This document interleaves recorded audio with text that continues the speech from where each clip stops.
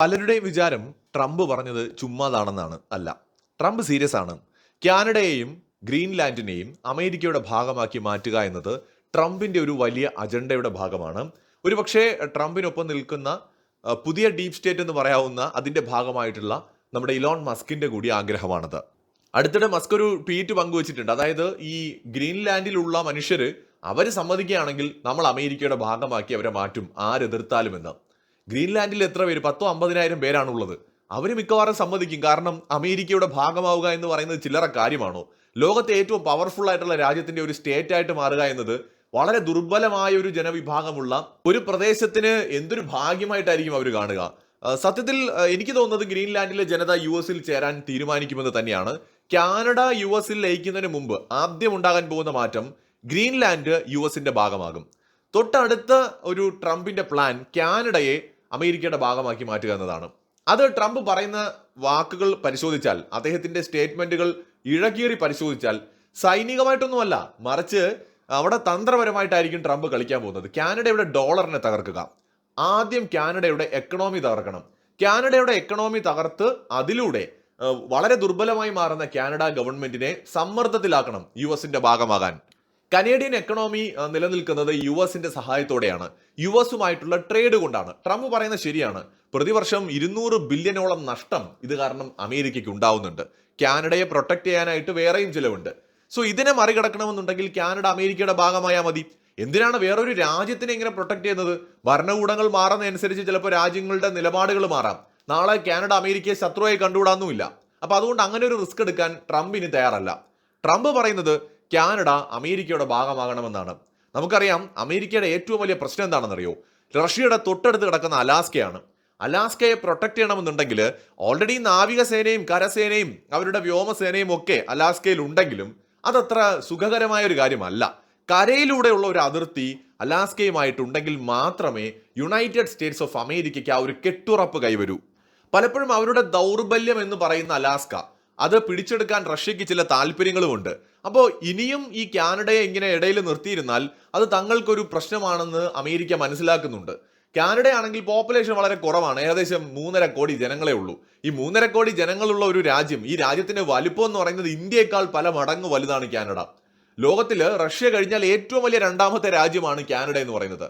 കേരളത്തിന്റെ അത്രയുള്ള ജനസംഖ്യ പക്ഷെ അവിടെ ഉള്ളൂ. അപ്പൊ എങ്ങനെ കൂട്ടിയും കുറച്ചും ഗുണിച്ചും ഹരിച്ചും നോക്കിയാലും അമേരിക്കയ്ക്ക് കാനഡ കിട്ടിയാൽ ലോട്ടറിയാണ്. കാരണം ഒരുപാട് നാച്ചുറൽ റിസോഴ്സസ് അവിടെ ഉണ്ട്. ഒരുപാട് വെള്ളം, അതായത് വാട്ടർ അതിർത്തി ഒരുപാട് കൺട്രോൾ ചെയ്യാനായിട്ട് കിട്ടും. അറ്റ്ലാന്റിക് ഓഷനും നോർത്ത് പസഫിക് ഓഷനും ഒക്കെ വളരെ വലിയൊരു ആധിപത്യം തന്നെ അമേരിക്കയ്ക്ക് അതിലൂടെ കൈവരും. ഇപ്പോഴുള്ളതിന്റെ പല മടങ്ങായിട്ടുള്ള ഒരു ആധിപത്യം. കൂടാതെ ഗ്രീൻലാൻഡും കൂടി കിട്ടുന്ന സമയത്ത് ഗ്രീൻലാൻഡ് സീലും അതുപോലെ നോർവേജിയൻ സീലും ഒക്കെ ഉള്ള അമേരിക്കയുടെ സ്വാധീനം പല മടങ്ങ് വർദ്ധിക്കും. അതോടുകൂടി റഷ്യക്കും ചൈനയ്ക്കും ഈ മേഖലയിൽ അടുക്കാൻ പറ്റാത്ത ഒരു സ്ഥിതി വരും. ലോക ഭൂപടത്തിൽ ഒരു വലിയ മാറ്റം കൂടി അത് കൊണ്ടുവരും. എന്താണെന്നല്ലേ? ലോകത്തിലെ ഏറ്റവും വലിയ രാജ്യമായിട്ട് അമേരിക്ക മാറും. ഏകദേശം 21 മില്യൺ സ്ക്വയർ കിലോമീറ്റർ വിസ്തൃതിയുള്ള രാജ്യമായിട്ട് മാറും. നിലവിലെ റഷ്യയാണ് ലോകത്തിലെ ഏറ്റവും വലിയ രാജ്യം. നമ്മുടെ ഭൂമിയിൽ കരഭൂമി എടുത്താൽ കരയുടെ ഏകദേശം 12% വരും റഷ്യയുടെ കയ്യിൽ. അമേരിക്ക ഗ്രീൻലാൻഡും കാനഡയും ഏറ്റെടുക്കുകയാണെങ്കിൽ അമേരിക്ക ആയിരിക്കും ലോകത്തിലെ ഏറ്റവും വലിയ രാജ്യം. പിന്നീട് അവരുടെ വേൾഡിലെ ഭൂമിയിലെ ഷെയർ നോക്കിക്കഴിഞ്ഞാൽ ഏകദേശം 14 മുതൽ 15% വരെ ലാൻഡ് അമേരിക്കയുടെ കയ്യിലായിരിക്കും ഭൂമിയുടെ. സോ ഇതൊരു വലിയ നീക്കമായിരിക്കും. ഇത് മാത്രമല്ല, ഭാവിയിൽ ചിലപ്പോൾ യൂറോപ്പിനെ കൂടി അമേരിക്കയ്ക്ക് വേണമെങ്കിൽ അവരുടെ ഭാഗമാക്കി മാറ്റാനും സാധിക്കും. കാരണം ഗ്രീൻലാൻഡ് എടുക്കുന്നതോടുകൂടി ഐസ്ലാൻഡിന്റെ തൊട്ടടുത്തേക്ക് അമേരിക്ക എത്തുകയാണ്. ഒരു ഒറ്റ രാജ്യം എന്ന കോൺസെപ്റ്റ് ഇലോൺ മസ്ക് ഒളിഞ്ഞും തെളിഞ്ഞും വളരെ മുമ്പേ പറയുന്നുണ്ട്. കുറഞ്ഞ പക്ഷം വെസ്റ്റ് എന്ന് പറയുന്ന റീജിയൻ ഒറ്റ രാജ്യമാക്കി മാറ്റണമെന്നെങ്കിലും നമ്മുടെ മസ്കിന് കാണും. പ്രത്യേകിച്ച് പോപ്പുലേഷൻ കുറഞ്ഞുകൊണ്ടിരിക്കുന്ന ഒരു കാലത്ത് വളരെയധികം മനുഷ്യരുടെ സേവനം ആവശ്യമായിട്ട് വരും. കാരണം നമുക്കറിയാം ഇനിയുള്ള സിവിലൈസേഷൻസ് ഭൂമിയിൽ മാത്രം ഒതുങ്ങി നിൽക്കുന്നതല്ല, അതിന് പുറത്തേക്ക് പോകും, എന്തായാലും പോകും. അപ്പൊ അങ്ങനെ വരുമ്പോൾ പോപ്പുലേഷൻ വളരെ പ്രധാനമാണ്. എത്രയൊക്കെ നമ്മൾ AI റോബോട്ടിനെ ഉണ്ടാക്കിയെന്ന് പറഞ്ഞാലും മനുഷ്യൻ ചെയ്യേണ്ട കുറെ കാര്യങ്ങൾ അപ്പോഴും ഉണ്ടാകും. അപ്പൊ ആ സമയത്ത് മാൻ പവർ എന്ന് പറയുന്നത് വളരെ പ്രധാനമാണ്.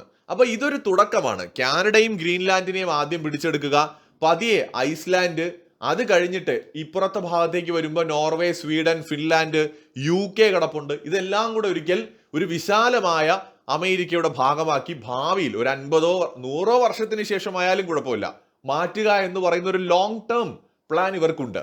മാത്രമല്ല മെക്സിക്കോ കുറച്ചും കൂടെയൊക്കെ ഒന്ന് വികസിതമാവുകയാണെങ്കിൽ മെക്സിക്കോയെ പിടിച്ചെടുക്കുക, ക്യൂബ പിടിച്ചെടുക്കുക, വടക്കൻ അമേരിക്കൻ ഭൂഖണ്ഡം പൂർണ്ണമായും ഈ അമേരിക്കയുടെ കീഴിൽ കൊണ്ടുവരികയും യൂറോപ്പിനെ സാമന്തമായി ചേർത്ത് നിർത്തുകയോ യൂറോപ്പിനെ കൂടി ഉൾപ്പെടുത്തുകയോ ചെയ്താൽ പോലും അത്ഭുതപ്പെടാനില്ല. യൂറോപ്പ് അമേരിക്കയിൽ നിന്ന് ദൂരെയാണെങ്കിലും ഗ്രീൻലാൻഡും ഐസ്ലാൻഡുമായിട്ടൊക്കെ നോക്കുമ്പോൾ വളരെ അടുത്തുമാണ്.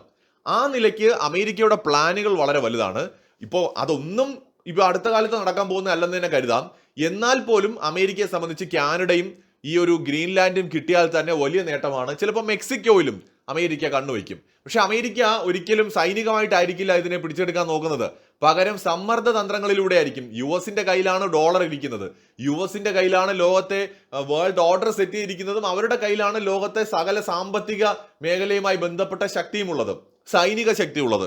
അവര് വിചാരിച്ചാൽ ഒരു രാജ്യത്തിനെ സമ്മർദ്ദത്തിൽ ആഴ്ത്തിക്കൊണ്ട് നിവർത്തികേടിലെത്തിക്കാം, വേറെ വഴിയില്ലാത്ത അവസ്ഥയിലാക്കാം.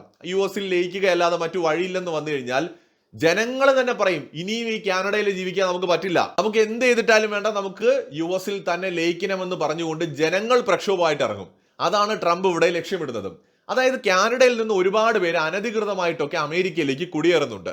കാരണം കാനഡയെ അപേക്ഷിച്ച് അമേരിക്ക വളരെ റിച്ച് ആണ്, വളരെ പവർഫുൾ ആണ്. സോ അമേരിക്കയിൽ പോകാൻ അവരൊക്കെ ആഗ്രഹിക്കുന്നുണ്ട്, മെക്സിക്കോയിൽ നിന്ന് പോകുന്നുണ്ട്. അപ്പൊ ഇങ്ങനെ അവർ പോകുന്ന സ്ഥിതിക്ക് എന്തായാലും അതിർത്തിയൊക്കെ ചാടി മറിഞ്ഞൊക്കെ അവർ പോകുന്നുണ്ട്. എന്നാ പിന്നെ ആ പ്രദേശം മൊത്തത്തിൽ നമ്മുടെ കയ്യിൽ ഇരിക്കട്ടെ എന്നാണ് ട്രംപ് വിചാരിക്കുന്നത്. അപ്പൊ അതിന് തീർച്ചയായിട്ടും ട്രംപ് ചെയ്യാൻ പോകുന്നത് എന്തായിരിക്കും എന്ന് വെച്ചാൽ ജനങ്ങളെ ഇറക്കുക എന്നുള്ളതായിരിക്കും. ആ തന്ത്രമായിരിക്കും പയറ്റാൻ പോകുന്നത്. ജനങ്ങൾ ആവശ്യപ്പെടും നമുക്കിനി അമേരിക്കയുടെ ഭാഗമാവണം, 51ാമത്തെ സ്റ്റേറ്റ് ആവണം. ഈ കളികളൊക്കെ വരും വർഷങ്ങളിൽ നമുക്ക് കാണാം. ആദ്യം ഇത് സംഭവിക്കുക മിക്കവാറും ഗ്രീൻലാൻഡിലായിരിക്കും. അവിടെ പോപ്പുലേഷൻ വളരെ കുറവാണ്. 50,000 പേരെന്ന് പറഞ്ഞാൽ അമേരിക്കയുടെ ഈ പറയുന്ന ഇന്റലിജൻസ് വിഭാഗങ്ങൾക്ക് ഓരോരുത്തരെയും നേരിട്ട് കണ്ട് സ്വാധീനിക്കാൻ പറ്റുന്ന അത്രയും ജനങ്ങളെ ഉള്ളൂ. അവർ വിചാരിച്ചാൽ പുഷ്പം പോലെ അവിടെയുള്ള ഗ്രീൻലാൻഡിലുള്ള മനുഷ്യരെല്ലാവരും പറയും ഞങ്ങൾ അമേരിക്കയുടെ ഭാഗമാകാൻ റെഡിയാണെന്ന്. ഡെൻമാർക്കിന് ഒരു ചുക്കും ചെയ്യാൻ പറ്റില്ല, മിണ്ടാതിരിക്കാനേ പറ്റൂ. കാരണം ഗ്രീൻലാൻഡിലെ ജനങ്ങളാണ് അത് തീരുമാനിക്കേണ്ടത്. ഗ്രീൻലാൻഡിലെ ജനങ്ങളുടെ മുമ്പിൽ വരുന്ന ചോദ്യം എന്തായിരിക്കുമെന്ന് അറിയോ? ദുർബലമായ ഈ ഡെൻമാർക്കിന്റെ ഒരു ഭാഗമായിട്ട് നിൽക്കണമോ അതോ പവർഫുൾ ആയിട്ടുള്ള യുഎസിന്റെ ഭാഗമാകണോ? ഒന്ന് ആലോചിച്ച് നോക്കുക, അവർ ഏത് ചൂസ് ചെയ്യും? ഉറപ്പായിട്ടും അവർ ചൂസ് ചെയ്യാൻ പോകുന്നത് യുഎസ് ആയിരിക്കും. ഒന്നാമത് ഡെൻമാർക്കും ഗ്രീൻലാൻഡും തമ്മിൽ കര അതിർത്തിയൊന്നുമില്ല. ഡെൻമാർക്കാണ് ഗ്രീൻലാൻഡിന്റെ അവകാശികൾ, കിങ്ഡമാണ്, ഡെൻമാർക്കിലെ കിങ്ഡമാണ് അവകാശികൾ എന്ന് പറയുന്നുവെങ്കിലും അവർ തമ്മിൽ നേരിട്ട് കര അതിർത്തിയൊന്നുമില്ല. അപ്പോൾ യുഎസിൽ ചേരണമെന്ന് അവിടെയുള്ള 50,000 പേര് പറഞ്ഞാൽ യുഎസിന്റെ ഭാഗമായിട്ട് ഗ്രീൻലാൻഡ് മാറും. സോ ഡെൻമാർക്കിന് ഒന്നും ചെയ്യാൻ പറ്റില്ല. ജനാധിപത്യ പ്രക്രിയയാണല്ലോ അത്, അവിടെയുള്ള ജനങ്ങളാണ് തീരുമാനിക്കുന്നത്. എന്ത് ചെയ്യാൻ പറ്റും?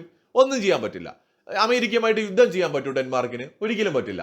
അപ്പൊ അതാണ് ഇതിനകത്തുള്ള ഏറ്റവും പ്രധാനപ്പെട്ട കാര്യം. ആദ്യം ഗ്രീൻലാൻഡ് അമേരിക്കയുടെ ഭാഗമാകും, പുറകെ തന്നെ പിന്നാലെ കാനഡയും അമേരിക്കയുടെ ഭാഗമാകും. എന്തായാലും ട്രംപിന്റെ ഈ കാലയളവിൽ നമുക്ക് വ്യക്തമായും മനസ്സിലാക്കാൻ പറ്റുന്ന ഒരു കാര്യം, ഈ കാണുന്നത് പോലെ അമേരിക്കൻ മാപ്പ് മാറാൻ പോകുന്നു എന്നുള്ളതാണ്. ട്രംപ് മിക്കവാറും അമേരിക്കയെ ഗ്രീൻലാൻഡും കാനഡയും ഉൾപ്പെടുത്തിക്കൊണ്ട് ഒരു വിശാല രാജ്യമാക്കി മാറ്റും എന്ന് തന്നെയാണ് ഈ ഘട്ടത്തിൽ തോന്നുന്നത്. മറ്റൊരു വീഡിയോയുമായി വീണ്ടും കാണാം.